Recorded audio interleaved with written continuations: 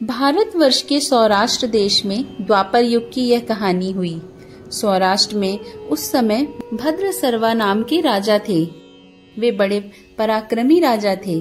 4 वेद, 6 शास्त्र, 18 पुराणों का उन्हें ज्ञान था। उनकी रानी का नाम सूरज चंद्रिका था। रानी दिखने में सुंदर और सुलक्षणा थी तथा पतिव्रता भी थी। उन दोनों को 7 पुत्र तथा उनके बाद एक कन्या का वरदान मिला था। कन्या का नाम श्यामबाला था। एक बार महालक्ष्मी जी के मन में आया कि जाकर उस राजा के राजप्रसाद में रहे। इससे राजा को दुगनी धन दौलत की प्राप्ति होगी और वह इस धन दौलत से अपनी प्रजा को सुख दे पाएगा।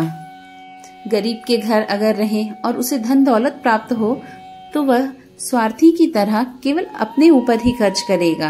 यह सोचकर श्री महालक्ष्मी जी ने बूढ़ी ब्राह्मण स्त्री का रूप धारण किया। हाथ में लाठी लिए लाठी के सहारे रानी के द्वार तक पहुंची।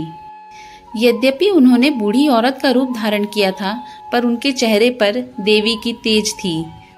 देखते ही एक दासी सामने आई। उसने इनका नाम, धाम, काम और धर्म पूछ डाला। वृद्ध ब्राह्मणी का रूप धारित माता लक्ष्मी ने कहा, बालिके, मेरा नाम कमला है। मेरे पति का नाम भुवनेश है। हम द्वारिका में रहते हैं। तुम्हारी रानी पिछले जन्म में एक वैश्य की पत्नी थी। वह वैश्य गरीब था। दरिद्रता के कारण हर रोज घर में झगड़े होते थे तथा उसका पति रोज उसे मारता था। इस बातों से तंग आकर वह घर छोड़कर चली गई और जंगल में खाली पेट भटकने लगी। उसकी इस दुर्दशा पर मुझे दया आई। तब मैंने उसे सुख संपत्ति देने वाली श्री महालक्ष्मी की कथा सुनाई। मेरे कहने पर उसने श्री महालक्ष्मी की व्रत किया। श्री महालक्ष्मी प्रसन्न हुई। उसकी गरीबी दूर हुई। उसका घर संसार, दौलत, संतति, संपत्ति से भर गया। बाद में पति पत्नी दोनों परलोक सिधारे। लक्ष्मी व्रत करने के कारण वे लक्ष्मी लोक में रहे। उन्होंने जितने साल महालक्ष्मी का व्रत किया उतने हजारों साल उन्हें सुख भोग मिला। इस जन्म में उसका जन्म राजघराने में हुआ है, परंतु वह श्री महालक्ष्मी का व्रत करना भूल गई। उसे यह याद दिलाने यहाँ आई हूँ। बुढ़िया की बातें सुनकर दासी ने उन्हें प्रणाम किया तथा श्री महालक्ष्मी का व्रत किस तरह किया जाए इस बारे में पूछा। बुढ़िया रूप धारण किए हुए श्री महालक्ष्मी माता ने दासी को पूजा की विधि तथा महिमा बताई। इसके बाद वह दासी माता को प्रणाम कर रानी को बताने अंदर चली गई। राज वैभव में रहते हुए रानी को अपने ऐश्वर्य का बहुत घमंड हुआ था। संपत्ति और अधिकार की वजह से वह उन्मत्त हो गई थी। दासी द्वारा बताई गई बुढ़िया की बातें सुनकर बुढ़िया रूपी श्री महालक्ष्मी पर बरस पड़ी। उसे यह मालूम नहीं था कि श्री महालक्ष्मी माता बुढ़िया का रूप धारण किए द्वार तक आई है, परंतु रानी का इस कदर रूखा बर्ताव देख, अपना अनादर देखकर माता ने वहां ठहरना ठीक न समझा। वे वहां से चल पड़ी। राह में उन्हें राजकुमारी श्यामबाला मिली। उन्होंने श्यामबाला को सारी बातें बताई। श्यामबाला ने अपनी ओर से श्री महालक्ष्मी माता से क्षमा मांगी। माता को उस पर दया आई। उन्होंने श्यामबाला को श्री महालक्ष्मी व्रत के बारे में बताया। उस दिन अघन माह का पहला गुरुवार था। श्यामबाला ने परम श्रद्धा से श्री महालक्ष्मी का व्रत रखा। फलस्वरूप राजा सिद्धेश्वर के सुपुत्र मालाधार से उनका विवाह हुआ। वह धन दौलत, ऐश्वर्य, वैभव से माला माल हो गई।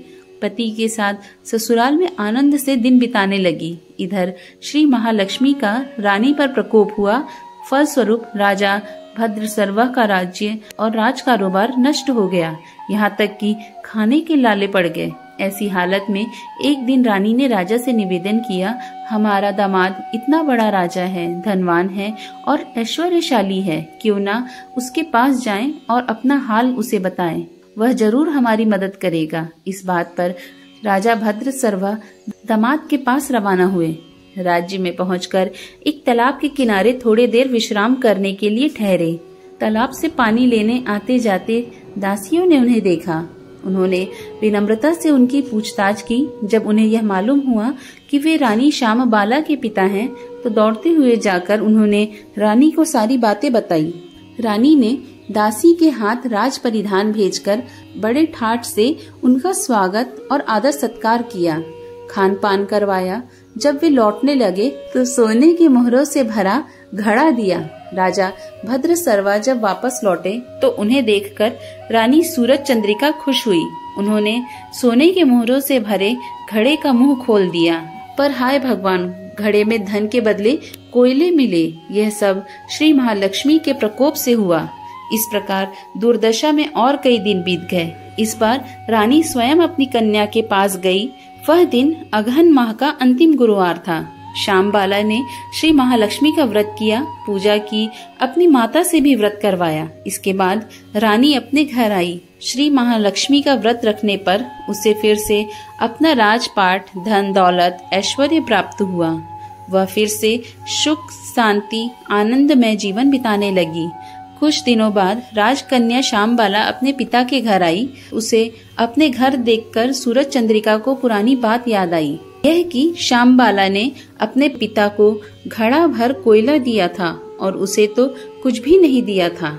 इसी कारण श्यामबाला को पिता के घर आने पर उसका कोई आदर आतिथ्य नहीं हुआ, बल्कि अनादर हुआ।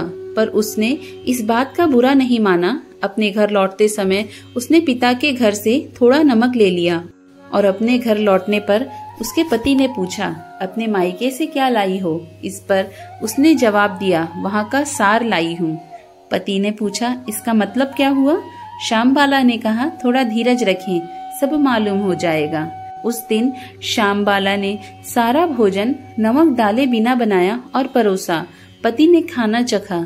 सारा खाना नमक बिना था, इसलिए स्वाद न आया। फिर श्यामबाला ने थाली में नमक डाला और इससे सारा भोजन स्वादिष्ट लगने लगा। तब श्यामबाला ने पति से कहा, यही है वह मायके से लाया हुआ सार। पति को उसकी बात सही लगी। फिर वह दोनों हंसी मजाक करते हुए भोजन करने लगे।